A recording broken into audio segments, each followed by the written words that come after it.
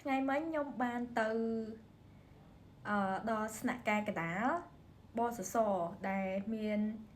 ស្នាក់ការធំនៅខាងវត្តក្មួយហើយឃើញថាសេវាកម្មពិតជារហ័សមែនតែនចាការមុនគឺរយៈពេលនៃការប្រសេសការងារគឺអាចចន្លោះពេល2ថ្ងៃទៅ3ថ្ងៃទើបអាចចូលប្រើនៅក្នុងប្រព័ន្ធបានចាគោលបំណងដែលខ្ញុំទៅហ្នឹងគឺដាក់ស្នើឯកសារដែលយើងបាន register ហើយនៅលើ website Enterprise បន្ទាប់មកយើងយកគណនី account ដែលយើងបាន register ហើយហ្នឹងយកទៅដាក់ស្នើម្តងទៀតហើយដែលគេមានទម្រង់ឯកសាររបស់គេហ្នឹងគឺយើងអាច download នៅលើ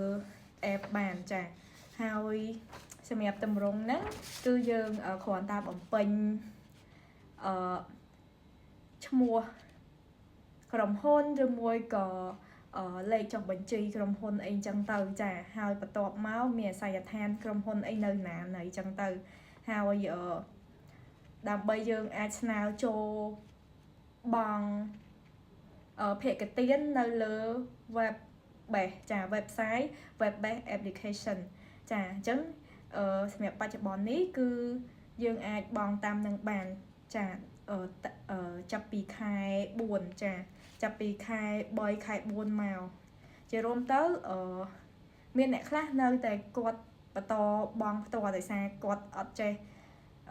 របៀបនៃការបង់តាម website ប៉ុន្តែ website នេះនៅពេលដែលបងប្អូនចេះគឺវាមានភាពងាយស្រួលចាគឺយើងអាចបង់តាម website នឹងបានចាហើយសម្រាប់ការចុះឈ្មោះពីមុនគឺ2-3ថ្ងៃបានហើយខ្ញុំធ្លាប់ធ្វើម្ដងសម្រាប់ក្រុមហ៊ុនមុនឥឡូវនេះក្រុមហ៊ុនថ្មីអ្នកដែលចុះបញ្ជីហើយអត់មានអីពិបាកទេបងប្អូនទៅដល់យើងយកព័ត៌មានដែលយើងបានបំពេញហើយហ្នឹងយកទៅដាក់ឲ្យគេអត់បាន5-10នាទីទេគឺគេធ្វើហើយគឺយើងអាចលុកចូលប្រើនៅក្នុងគណនីបានហើយគ្រាន់ថាគណនីរបស់យើងដែលទឹកតែលុកចូលហ្នឹងគឺក្រុមហ៊ុនថ្មីអញ្ចឹងសម្រាប់អ្នកដែលគាត់ត្រូវបង់គឺមិនមែនបង់នៅក្នុង